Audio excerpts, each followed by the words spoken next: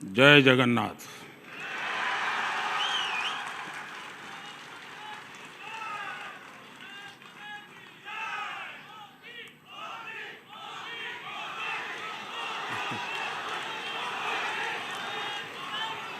ओडिशा के राज्यपाल डॉक्टर जमीर जी, ओडिशा के मुख्यमंत्री श्रीमान नवीन बाबू, केंद्र में मंत्रिपरिषद के मेरे साथी श्रीमान जुएल ओराम जी, मंत्रिपरिषद के मेरे युवा साथी श्री धर्मेंद्र प्रधान जी, इसी विभाग के मंत्री और मेरे साथ पीएमओ में भी मंत्री के रूप में काम कर रहे डॉक्टर जितेंद्र सिंह जी,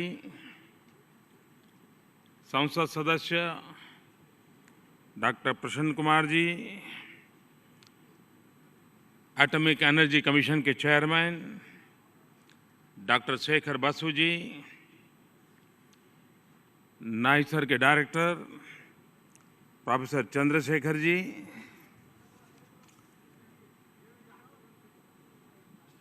यहाँ पधारे हुए इस क्षेत्र के ज्ञाता सभी महानुभाव, सभी नौजवान मित्रों, ये मेरा सौभाग्य है कि मुझे राष्ट्र को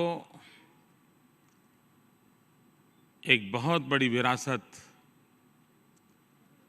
सौंपने का अवसर मिला है।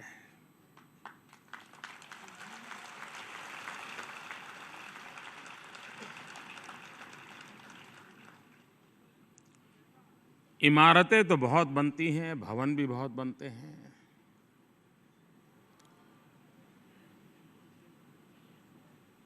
लेकिन ईंट पत्थर चूने से बने हुए भवन और इमारत तब तक प्रेरणा के केंद्र नहीं बनते जब तक कि उसके साथ जुड़े हुए लोगों की आत्मा उसके साथ जुड़ती नहीं है।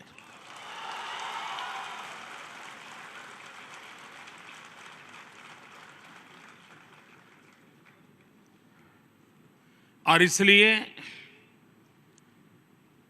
व्यवस्थाओं का तो महत्व होते हुए भी व्यवस्थाओं के भीतर प्राण होने चाहिए। और मुझे इस बात की खुशी है कि विज्ञान और टेक्नोलॉजी के क्षेत्र में हमारे साइंटिस्ट, हमारे टीचर, हमारे प्रोफेसर, हमारे स्टूडेंट्स इन दिनों जी जान से जुटे हुए हैं। कुछ न कुछ नया करने का इरादा हर किसी के मन में होता है।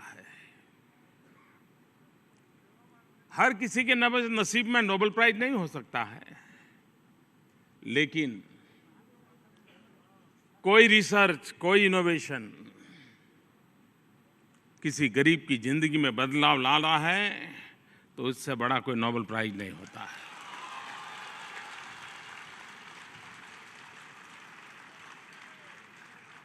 और इसलिए हम जिन दिशा में जाना चाहें, तब हमारी प्राथमिकता ये रहे कि आने वाले युगों में हम ऐसी कैसी व्यवस्थाएं विकसित करके दें, ऐसा कैसा विज्ञान, ऐसी कैसी टेक्नोलॉजी लोगों के लिए लाएं जो एफोर्डेबल हो, सस्टेनेबल हो। और मेरा तो हमेशा आग्रह रहता है, जीरो इफेक्ट, जीरो डिफेक्ट।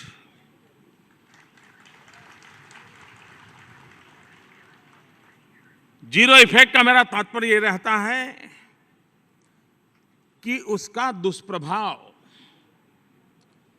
किसी भी प्रकार से न हो, चाहे एनवायरनमेंट पर हो, चाहे क्लाइमेट का विषय हो, चाहे ग्लोबल वार्मिंग का विषय हो, या व्यक्ति की जिंदगी हो,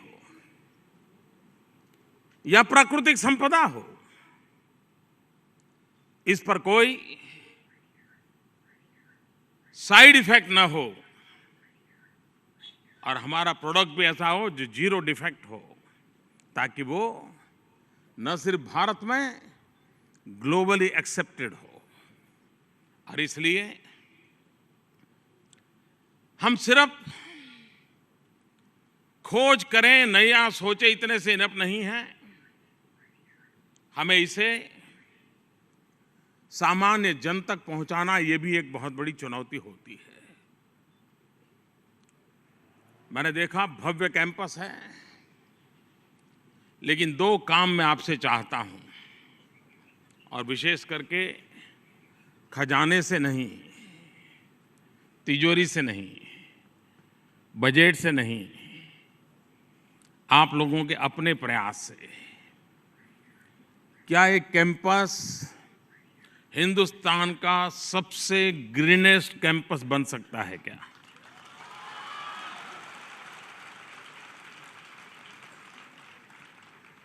मैं देख रहा था कि यहां आते ही एक छोटा सा टीला देखा मैंने, पहाड़ी तो नहीं कह सकता हूं, लेकिन पेड़ नजर नहीं आ रहे।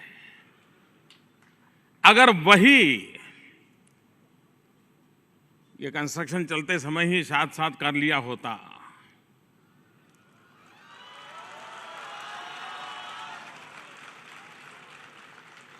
अब आगे का सुन करके भी ताली बजा रहा।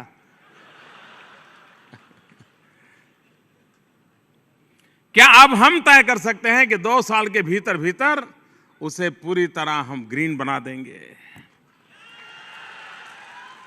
हर स्टूडेंट अपने परिवारजन आए तो परिचय करने के लिए जाए, हाँ ये मेरा परिवार का एक सदस्य है, ये 5 पौधे मेरे हैं, मैं इसका लालन पालन कर रहा हूं, मेरे माता पिता मुझे मिलने आएंगे तो मैं उनको दिखाने के लिए ले जाऊंगा। देखिए, संकल्प करना होता है। अगर आप संकल्प करें तो हिंदुस्तान का ये educational complex the greenest complex बना करके आप उसको हिंदुस्तान में एक सिरमौर जगह दे सकते हैं। उसी प्रकार से दूसरा विषय है, आप विज्ञान के विद्यार्थी हैं, टेक्नोलॉजी से जुड़े हुए हैं। ये पूरी तरह ग्रीनरी के संदर्भ में तो ग्रीन बने ही बने, लेकिन एनवायरनमेंट के संबंध में भी ये पूरा भवन सोलार टेक्नोलॉजी, जीरो डिस्चार्ज, इन सारे विषयों को अपने में समाहित करके हम डेवलप कर सकते हैं क्या? ये चुनौतियां हमने सहज रूप से स्वीकार करनी चाहिए, और ये अगर हम करते हैं तो आप देखिए इस कैंपस के साथ अपनापन लगेगा। इसकी हर ईंट, हर पत्थर, हर दीवार हमें अपनी लगेगी। और जब तक हम उसे पूजा घर के रूप में नहीं देखते हैं, हमारी आत्मा उसके साथ जुड़ती नहीं। और इसलिए मैंने प्रारंभ में कहा था, इमारतों से परिणाम नहीं आते हैं, परिणाम तब आते हैं जब इमारतों के साथ आत्माएं जुड़ती हैं, जीवन समर्पित हो जाता है, तब परिणाम आते हैं। कभी कभार ये भी विवाद रहता है कि उत्तम लेबोरेटरी होगी, उत्तम साधन होंगे, तभी विज्ञान में प्रगति होगी। उसमें सच्चाई है, लेकिन ये भी पहलू है कि आज पूरे दुनिया में भारत का स्पेस मिशन, उसने अपनी एक इज्जत बनाई है, जगह बनाई है। मार्स मिशन में दुनिया में सबसे पहले सफल होने वाले हमारे देश के नौजवान रहे। लेकिन बहुत कम लोगों को पता होगा कि जब स्पेस साइंस में हमारे लोग यहाँ काम शुरू किया गया, तब उसके इक्विपमेंट साइकिल पर उठा करके ले जाए जाते थे और मोटार के गैरेज में काम किया जाता था, और उससे जाकर के आज स्पेस साइंस में हमने जगह बनाई है। उत्तम भवन नहीं थे, उत्तम व्यवस्थाएं नहीं थी, लेकिन उस समय काम करने वाले लोगों का एक सपना था, मिशन था, समर्पण था, जिसके कारण आज स्पेस के अंदर भारत का झंडा लहरा रहा है। उन लोगों के परिश्रम और पुरुषार्थ के कारण लहरा रहा है। और इसलिए हमारे भीतर मुझे कुछ देके जाना है, कुछ करके जाना है, किसी के लिए जी के जाना है। ये भाव जब तक प्रबल नहीं होता है, हम नयापन दुनिया को दे नहीं सकते। मानव जात का एक स्वभाव रहा है ये निरंतर परिवर्तनशील होता है। हर युग में उसने अपने आप में बदलाव लाया है, खुद ने बदलाव में अपने आप को ढाला है। इनोवेशन अगर बंद हो जाता है तो जीवन स्थगित हो जाता है, व्यवस्थाएं निष्प्राण हो जाती है। व्यवस्थाएं अगर निष्प्राण होती हैं तो जीवन कभी प्राणवान हो नहीं सकता। और इसलिए इनोवेशन ये हर समाज की, हर युग की आवश्यकता है। हमें इनोवेशन का एनवायरनमेंट बनाना पड़ेगा। और ये आपके इंस्टीट्यूट तो है नाइस सर, यस सर नहीं है। जहां यस सर है वहां विज्ञान अटक जाता है, जहां नाइसर है वहां विज्ञान आगे बढ़ता है।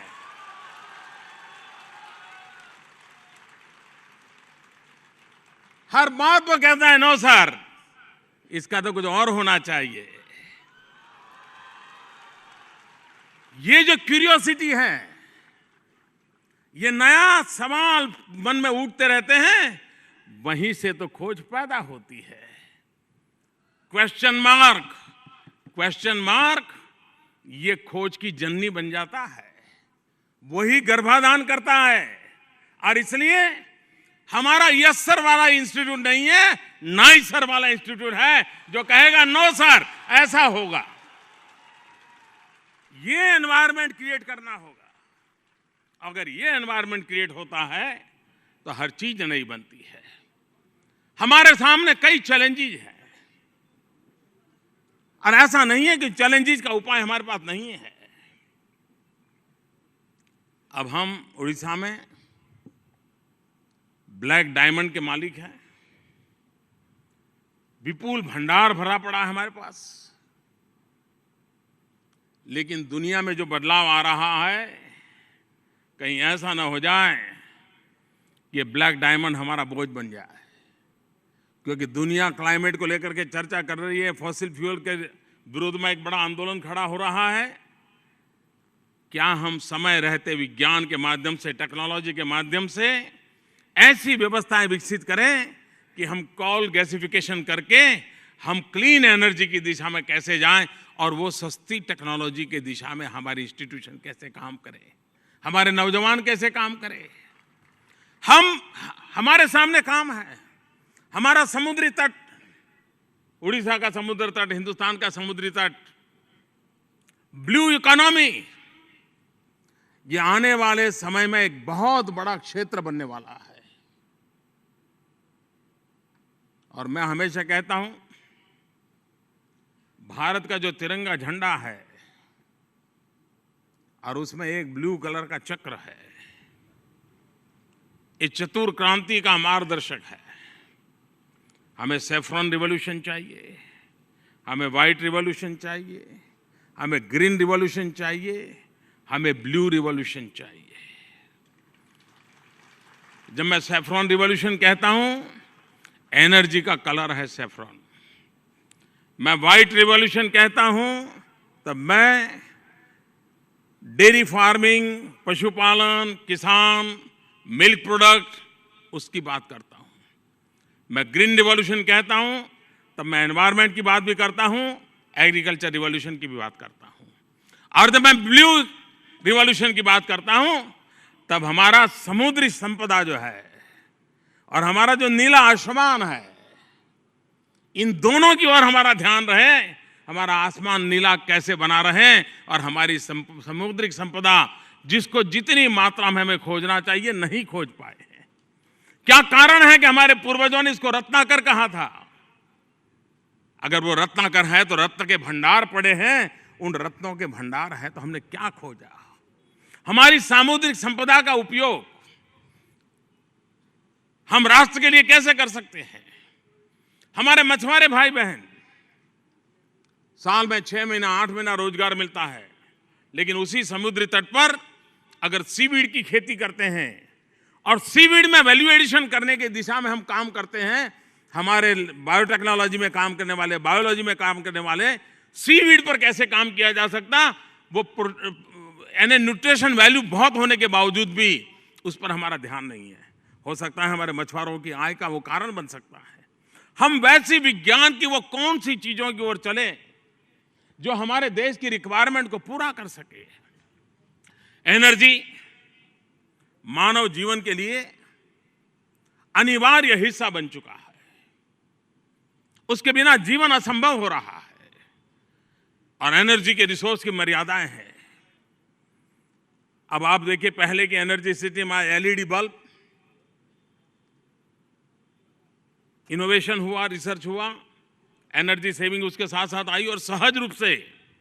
और मुझे हमारे डिपार्टमेंट के लोग बता रहे थे कि भारत में तो इन दिनों एलईडी का बहुत बड़ा मूवमेंट चल पड़ा है। कई शहरों ने अपनी स्ट्रीट लाइट एलईडी की है। 100 सिटीज का एमओयू किया है भारत सरकार ने। 100 सिटीज के स्ट्रीट लाइट को एलईडी करते हैं और 100 सिटीज में घरों में हम एलईडी पहुंचाते हैं। तो मुझे बताया गया कि 20,000 मेगावाट बिजली बचेगी। 20,000 मेगावाट बिजली बचेगी। अब भारत जैसे गरीब देश में 20,000 मेगावाट बिजली पैदा करना है तो लाखों करोड़ों रुपया चाहिए, लेकिन 20,000 मेगावाट बिजली बचानी है तो एक एलईडी बल्ब लेकर के एक जागृति लानी चाहिए, परिवर्तन आता है। यानी अफोर्डेबल सस्टेनेबल टेक्नोलॉजी किस प्रकार से बदलाव ला सकती है, एलईडी एक बहुत बड़ा उदाहरण है हमारे सामने। और इसलिए मैं आप नौजवानों से आग्रह करूंगा कि हम विज्ञान को किस रूप में, इनोवेशंस को, साइंस को किस रूप में ले जाएं, जो हमारी जो एनर्जी की समस्याएं हैं उसको हम समाधान करें। 175 गीगावाट रिन्यूएबल एनर्जी की दिशा में हम जा रहे हैं। क्लाइमेट जस्टिस, इस पर हमारा बल है, लेकिन 175 गीगावाट रिन्यूएबल एनर्जी पर जाना है तो आज जो पद्धति है वो इतनी कॉस्टली है कि भारत के लिए वो मुश्किल हो सकता है। लेकिन हमने रास्ता खोजने का तय भी कर लिया है। और क्यों, मुझे मेरे नौजवानों में भरोसा है कि वो आने वाले दिनों में सोलर एनर्जी के क्षेत्र में नए रिसर्च करेंगे। आज हमारे सामने चैलेंज है सोलर एनर्जी को कैसे प्रिजर्व करना, उसको कैसे रखे रखना। दिन में सूर्य है, रात में भी उस बिजली का उपयोग करके, और वो सारी व्यवस्था कैसे चीप हो, सस्ती हो, ये हमारे सामने चुनौती है। अगर एक बार हम सोलर पावर को संभालने की व्यवस्था में हम मास्टरी पा लेंगे, मैं मानता हूं और कोई रिसोर्सेज की जरूरत पड़ेगी। और इसलिए भारत, और अभी हमने एक बहुत बड़े 2 काम किए हैं। अभी COP21 जब फ्रांस में हुआ, सारी दुनिया ने भारत की बड़ी तारीफ की है कि भारत ने बहुत बड़ी भूमिका अदा की, भारत ने बड़ा लीड रोल किया। लेकिन वहां 2 और चीजें हुई हैं जिसकी तरफ दुनिया का ध्यान नहीं गया। COP21 में Hindustan, America, France and Bill Gates का एक एनजीओ है, मिलकर के सोलार के क्षेत्र में, रिन्यूएबल एनर्जी के क्षेत्र में इनोवेशन पर बहुत बड़ा बल देने का काम शुरू करने वाले हैं। 3 देश और ये एनजीओ वो काफी पूंजी लगाने वाले हैं। इनोवेशन के लिए इस पर दिशा में बहुत काम होने वाला है। दूसरा काम जो पेरिस में तय हुआ COP21 में, दुनिया के 122 कंट्री ऐसे हैं कि जहां 300 दिन से ज्यादा सोलार पावर अवेलेबल है, सूर्य की शक्ति अवेलेबल है। उड़ीसा तो सूर्य देव की धरती है, कोणार्क सूर्य मंदिर दुनिया के लिए प्रेरणा देने वाला है।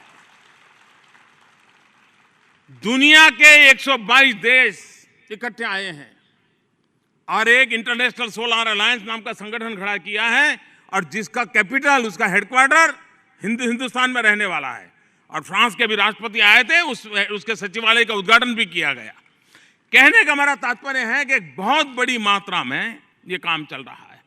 स्वच्छ भारत, ये मिशन हमने उठाया है, लेकिन स्वच्छ भारत की सफलता उस बात पर निर्भर करती है कि हम वेस्ट में से वेल्थ क्रिएट करने के लिए कैसे इनोवेशन करें, कैसी टेक्नोलॉजी लाएं। हमें 2022 में हिंदुस्तान के गरीब से गरीब व्यक्ति को उसका अपना घर देने का हमारा सपना है। 2022 में हिंदुस्तान के गरीब से गरीब व्यक्ति को घर देना है, तो मैं वो कौन सा मटेरियल खोज सकता हूं जो आज वेस्ट में से वेल्थ बन सकता है और हमारी इमारतों बनाने के लिए मजबूती देने वाला काम कर सकता है।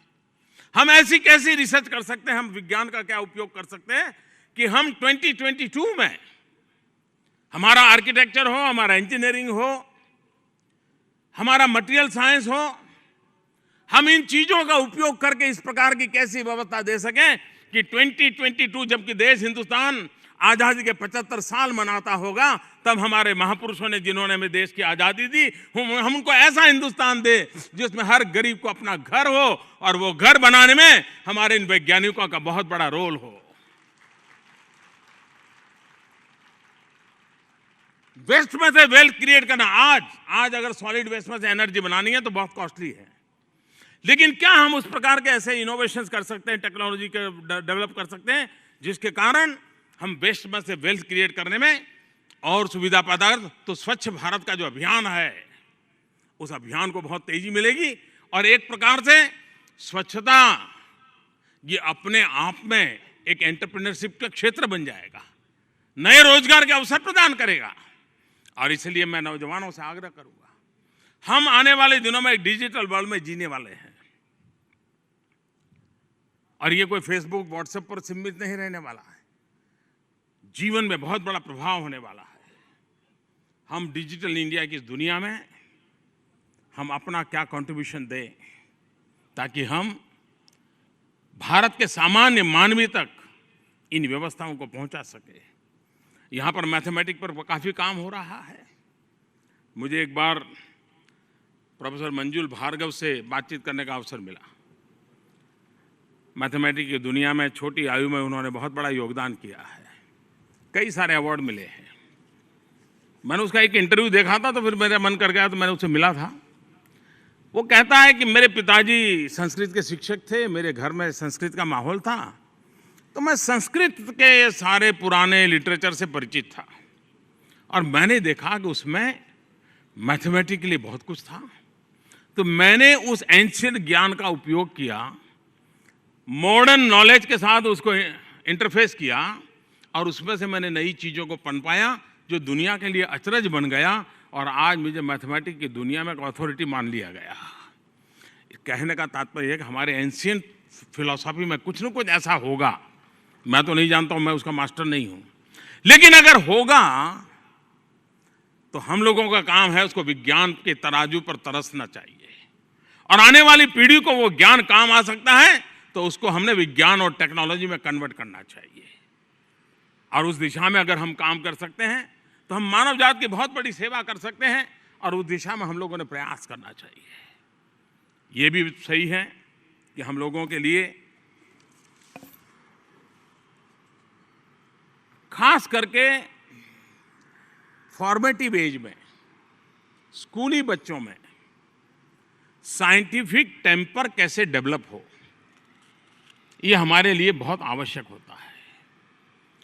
और इसलिए क्या हम उड़ीसा के जो साइंस टीचर हैं उनको 5 दिन का, 7 दिन का, 10 दिन का नाइसर में कोई कोर्सेज कर सकते हैं ताकि गांव के स्कूल के साइंस के टीचर भी और उनको यहाँ के जो आपके 700-800 स्टूडेंट हैं उनके ग्रुप के साथ जोड़ना चाहिए ताकि ये नए स्टूडेंट जो हैं जो नया विज्ञान जानते हैं, नई चीज़ें जानते हैं, वो उनसे बातें करें। नहीं तो क्या होता है, पुरानी जो हमारे पिताजी पढ़े होंगे, हमारे पिताजी के पिताजी पढ़े होंगे, वो जो नोटबुक होती है उसी से प्रोफेसर अभी भी पढ़ाते हैं। देखिए, बदलाव स्वीकार करना पड़ेगा, हमें नयापन लाना पड़ेगा, हर चीज में इनोवेशन चाहिए। और इसलिए उस इनोवेशन के लिए हम हमारे उसी प्रकार से हमारे यहाँ साइंस फेयर होते हैं, हर राज्य में स्टूडेंट्स के साइंस फेयर लगते हैं। क्या कभी उन स्कूलों के साथ मेंटर के रूप में हमारे नाइसर के स्टूडेंट को अटैच किया जा सकता है कि भाई हमारे 10 स्टूडेंट फलाने जिले की सबसे टॉप स्कूल है उसके साथ अटैच रहेंगे, वो साल में 2 बार 5 बार 7 बार वहां जाएंगे, उस स्कूल के टीचर स्टूडेंट के साथ बैठेंगे और साइंस फेयर में द बेस्ट कोई इनोवेटिव चीज लेकर के जाएंगे, तो उन स्टूडेंट के दिमाग में विज्ञान के प्रति भाव जगेगा। और जो हमारे स्टूडेंट यहां काम कर रहे हैं उनको पढ़ते पढ़ते सीखने का और सिखाने का स्वभाव बन जाएगा, उसकी वो ताकत बन जाएगा। हम एक ऐसी सहज व्यवस्थाएं कैसे विकसित करें ताकि हम नाइसर का सच्चे अर्थ में लोकोपयोगी दृष्टि से उपयोग कर सकें। आज मेरे लिए गर्व का विषय है कि राष्ट्र को, खास करके देश की युवा पीढ़ी को, खास करके भारत के विज्ञान और टेक्नोलॉजी के भविष्य को ये भव्य संकुल समर्पित करने का मुझे अवसर मिला है। मैं राष्ट्र को ये भव्य संकुल समर्पित करता हूं और सभी नौजवानों को हृदय से बहुत बहुत शुभकामनाएं देता हूं। बहुत बहुत धन्यवाद।